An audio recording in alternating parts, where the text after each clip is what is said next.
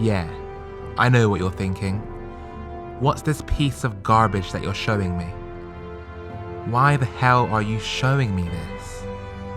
What if I was to tell you that this piece of garbage has changed my life? I want to tell you a story. My story. The truth behind my longboard.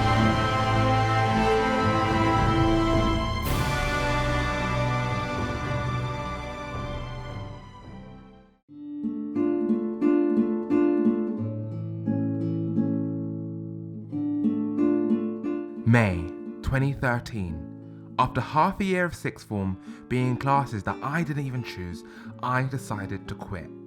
We talk about big decisions in life. This was one of them, but not for the reasons you'd expect. At the time, I was energetic, slim, and healthy. Wait, that wasn't even something I would even think about. But the moment I left those school gates for the last time, even if I didn't know it, was the moment that all changed. Finally, I was free. The whole world was open to me, and I could do whatever I wanted, when I wanted. While this freedom granted me prosperity in my career, it did no good for my health. As if trying to become a musician wasn't hard enough, trying to become a musician who flunked out of school, age 16, was even more difficult. I turned to food. I'd get up in the morning, head right to the cafe for a half a pounder burger and chips. From there, I would travel to work in and around London, usually choosing from one of the big three for lunch: KFC, Burger King, or McDonald's. Finally, for dinner, Just Eat. I had the money, Just Eat had the food.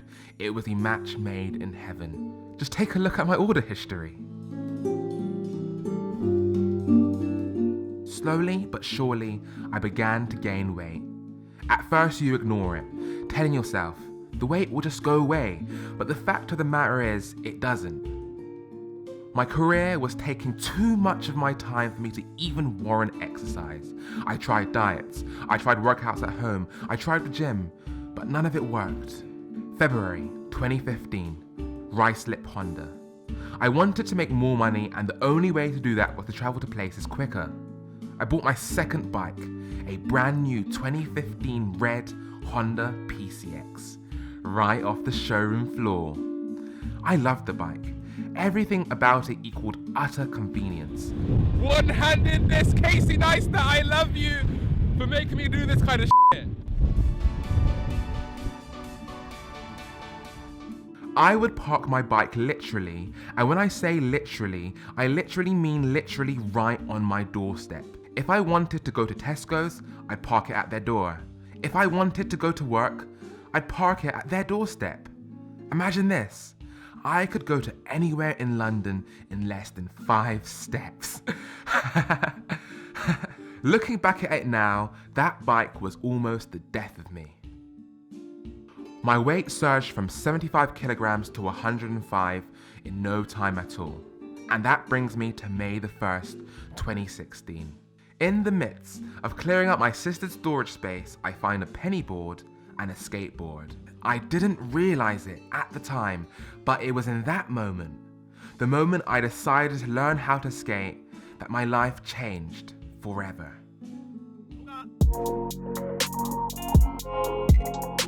At first, I really couldn't skate well. I was terrible at it. As I tried and failed time and time again, people would laugh and snigger at me. I can clearly remember a time when a 5-year-old took my skateboard and showed me what was good. But that didn't stop me. In a way, I was deluded. Even though I couldn't ride well at the time, all I would do was dream about the day when I could. The endless possibilities, the excitement, the thrill, the exhilaration.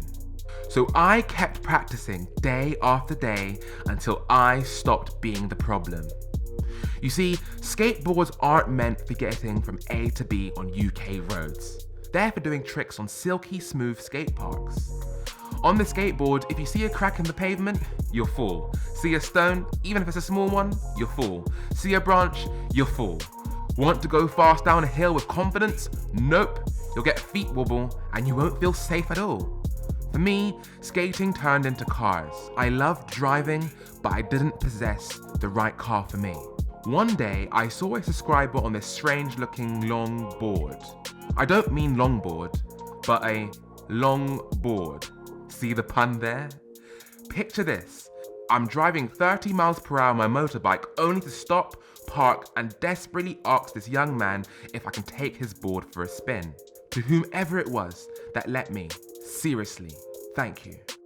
The wheels on the longboard were big and rubbery. For the first time, this made the once unrideable London roads rideable. I can now transition between pavements to roads effortlessly. The board was big, which inspired confidence going down hills at speed. Random debris and cracks on the floor, no problem at all. Long story short, longboarding proved itself to be a more than adequate form of transportation. I was sold. Finally, on July 29th, 2016, I bought my first ever longboard. It was love at first sight. Oh my god. Oh my god.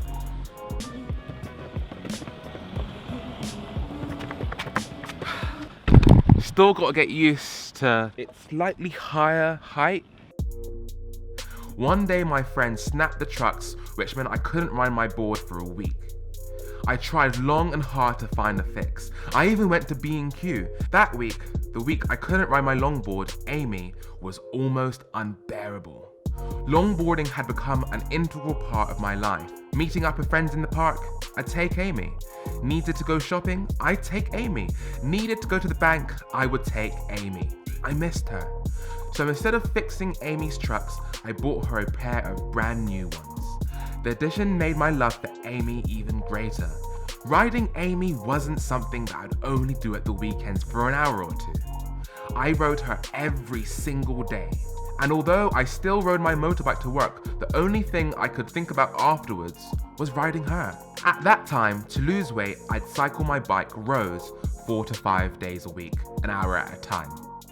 I did enjoy my time with Rose, but never to the same extent as Amy. Rose did help me lose weight though, 15 kilograms in fact, but she kept letting me down time after time. Her tires would puncture regularly, and once I fell down on her. It cost me £60 to get back on the road. But money's one thing.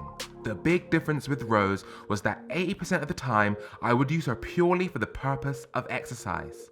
I hardly used her for her, and that's where I went wrong. Eventually, I gave up on my quote-unquote exercise on my bike. Because of this, I was scared to go on the scale. I assumed my weight would have increased because I was no longer doing my weekly routine. It was a Saturday morning when I finally decided to weigh myself. I didn't have high hopes. I looked down at the scale, and the results were nothing short of astonishing. I had lost weight. With pure excitement, I brainstormed what had happened throughout that week and wondered to myself how on earth I had lost the weight. The answer was simple. Amy. As Rose kept breaking down on me time and time again, naturally I began to use Amy more and more. I didn't even think about it. I just did. Riding Amy was never a chore. She added to my life in every way Rose didn't. I could jump on the train with Amy. I could make sure she was always safe, and most importantly, cruising on a longboard is just way more cruising on a bike, period. Remember what I said in my last motivational video. If you go with what you love, the money comes later. The same principle applies here, but instead of money, weight loss does. Here in England, skateboarding doesn't have nearly the same amount of presence as in the USA.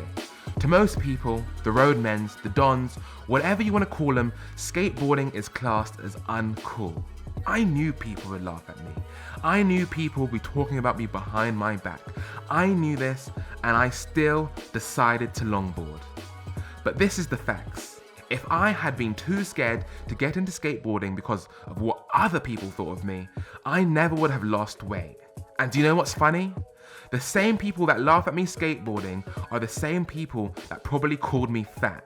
There is no winning with people such as these, which brings me to our first life lesson. Stop trying to impress others who care nothing about you or the journey you're on. In high school, playing the piano was classed as uncool. Guess what? Playing piano is now my full-time income. Start a YouTube channel doing just about anything and you'll get the haters. But Hezitech is flying me out to New York for free, baby. Riding a skateboard is also uncool, but it's lost me weight without me even having to try for it. As I look back on my life, I realize that history has repeated itself time and time again. Every time I go with what I love, instead of attempting to please the world, I get the result I'm looking for. It's honestly that simple. Go with what you love. What irks me is that every single person that I've let ride my longboard thoroughly enjoys it, but no one ever wants to buy one. Do you know why? It's not cool. The truth is, being uncool is the new cool. You don't copy someone else's cool to become cool, but rather you make your own cool and be unique. Be yourself and be different. Now that's being cool. Haters are usually the type of people to brag about inspirational people such as Steve Jobs, Lord Sugar, and Sir Richard Branson. They know their stories, and in each of them, these successful people took decisions that were contrary to society.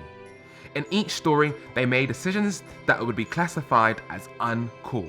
What pains me is that the youth of today know these stories inside out, but yet still try to impress their friends with fake Gucci belts, Armani bags, and True Religion jeans, all in the effort of impressing the world. Well done. You've impressed the world that cares nothing about you. Have you got the job you wanted yet? Have you lost that weight yet? Have you moved into that house yet? Successful people don't look at the end result, but analyze how to get there in the first place. My longboard isn't just a toy or an object I keep for fun. Amy represents everything I stand for. Freedom, creativity, the power to stand up for yourself and be you, the want and need to challenge social norms. As humans, we instinctively look for things at the surface, but I challenge all of you watching right now to start reading others between the lines. Although never obvious, there's a meaning to everything. These days, my motorbike Priya sits unused and uninsured in my garage. That's my personal decision. But up till this day, people still crack jokes at me, asking me whether I swapped my cheap, ugly-looking longboard for my fast, expensive motorbike. But it's also those same people who desperately want to know how I've lost so much weight. Go with what you love, folks. Go with what you love.